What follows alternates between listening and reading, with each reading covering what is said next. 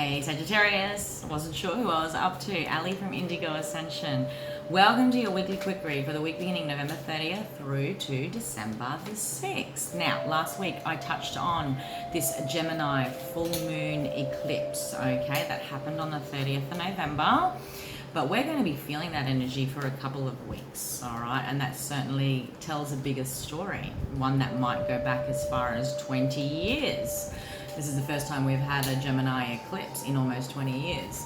It certainly tells a deeper story still, 2 years between now and 2022.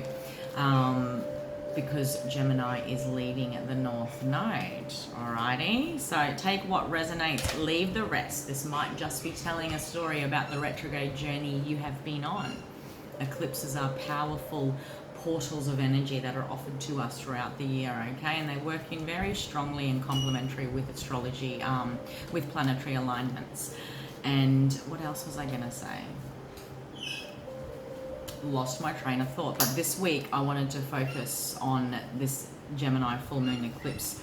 And then as far as a weekly reading goes, Sagittarius, I wanted to take a look at the house that this eclipse falls into, which would represent areas of life that might be coming up into focus, something that maybe, you know, you may be able to eclipse confusion or excess out of in order to make the most of that area. Now, the mutable signs, along with Gemini, yourself, Virgo, and Pisces, might find this eclipse challenging simply because of the placements.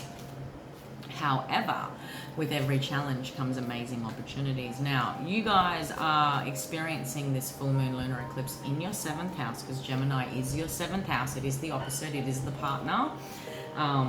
And it rules all kinds of partnerships, not just intimate partnerships. It rules the partnerships in our life that have played significant roles in our life, okay? So I'm just going to turn this down. Why is that not turning down?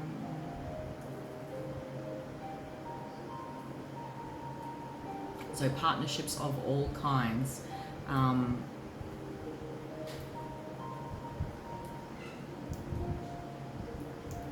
And how that works for us or against us, okay? Full moon lunar eclipse in Gemini is about eclipsing anything that gets in the way of what this would be. This 7th house energy for you, the ideal partnership, ideal balance of duality, if you like, working in harmony.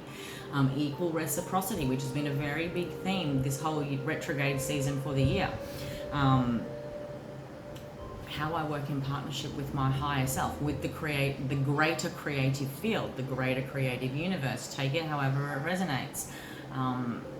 Do I feel supported by life and the people in it? Do I feel alone, having to navigate life by myself?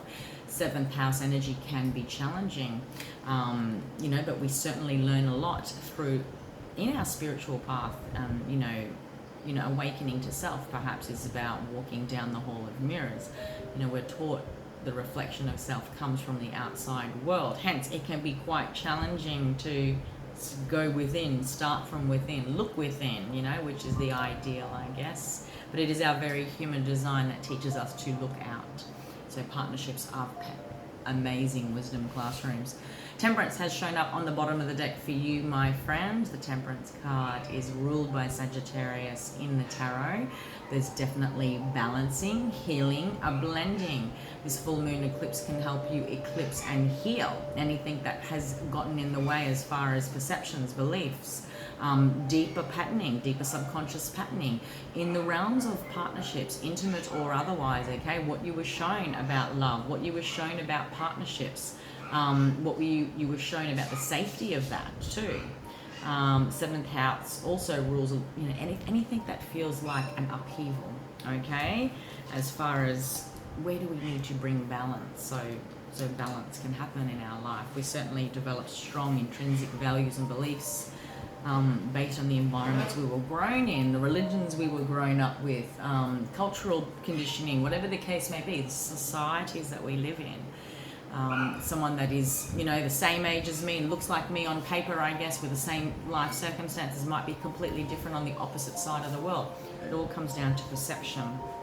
The Judgment card has shown up. 8 of Cups has shown up, saying 2 with the Emperor.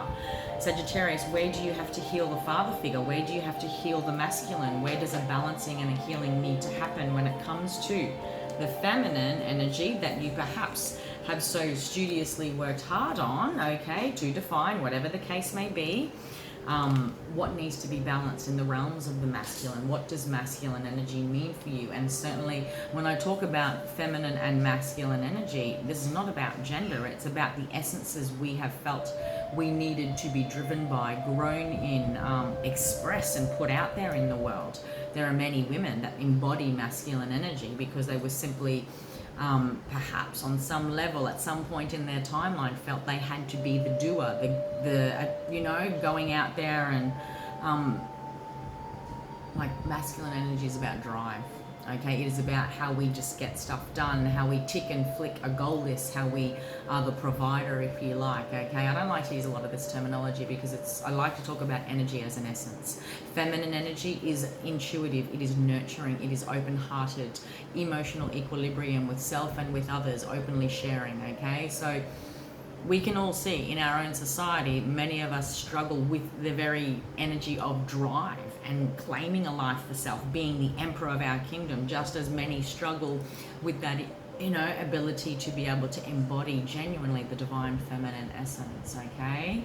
There's something here that is healing in the realms of the deep emotional attachments to a significant male figure in your life, okay? Or the way in which you felt powerless or felt like you weren't the emperor of your kingdom, how you felt like you were governed by the situations put upon you. There's some deep emotional healings here in that regard, because what does it mean to be the emperor of my kingdom? To feel like I've got everything running exactly how I want it. I am completely in charge of the creation of the future because I am thinking, feeling, manifesting, creating, yeah? I'm the ruler of my kingdom. It's this sort of essence that I'm the one that allows what happens here. I'm the one that's choosing what happens here rather than I'm a victim of what has happened to me, situations that didn't quite meet, didn't quite make it to the 10 of Cups. This deep focus, this deeper healing is happening around a situation, circumstances in your life where you didn't quite get your emotional fulfillment, okay?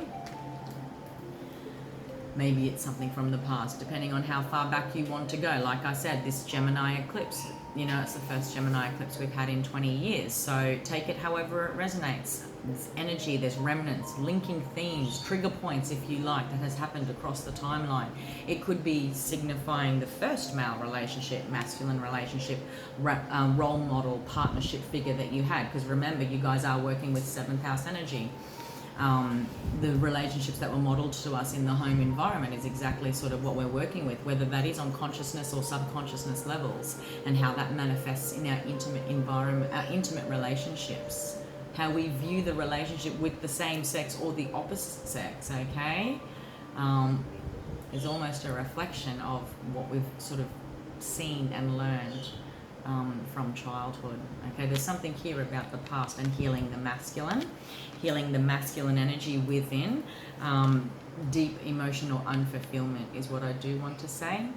Okay, it is heavy energy. It's heavy energy, and perhaps this is more about, you know, this could be a bigger story. Like I said, there's an infinite loop here. You've got another 8 that's not very far away. What does working in partnership mean for you? Does it mean that it's easier just to do stuff on your own? Have you found it harmonious in partnership, you know, intimate or otherwise? It's about deeply healing the role of the masculine, the role of drive, the role of provider, feeling safe and provided for. Or have I had to provide for self? Okay, how do you work then in partnership with your higher self? How do you allow to open up to partnership? Because when we're so driven and spend a life being independent, if you like, it doesn't matter if you're male or female, it's another thing altogether. Something has to be deeply healed here then before we feel safe enough to share that throne and sit next to someone, yeah? All right, lots going on there, Saggy. Let's take a look at a crystal card to finish off this message, my friends. There's something about April, there's something about August, okay? Something from when you were perhaps 15, if we're going that far back in the past. excuse me, something when you were 20 or 20 years ago, 15 years ago, 4-year story. Take it however it resonates. It feels deep. And I can't talk. Maybe there's some stuff that's coming up. Throat chakra stuff. Conversations. Jasper is your stone, okay? Unfolding, nurturing, manifesting, and continuity. The energies of jasper are subtle and deeply felt. Its color reflects the earth's blood, and like the earth, it is in no hurry. It allows us to slow things down and gives us time to draw breath and see the bigger picture. Jasper works well in conjunction with other faster moving stones, allowing the energy to be balanced and grounded in its differing shades and patterns and specific properties. Certainly very much this is a jasper energy when I see these two, okay? The slow-acting properties are useful for nurturing the self and any projects in mind. It offers determination and ability to see things through. Drawing the card indicates there is a need for quiet, clear determination and thought. Think of an issue or concern. Are you looking to the long term, or are you merely satisfying immediate ego-based will? Okay? That was your quick read, my friend. I hope you've got something out of that, Saggy. Please head on above to the bio link where you can find a link to the Indigo Ascension shop. If you'd like to book a reading with me online, if you're watching on YouTube, that same link is in the description box below.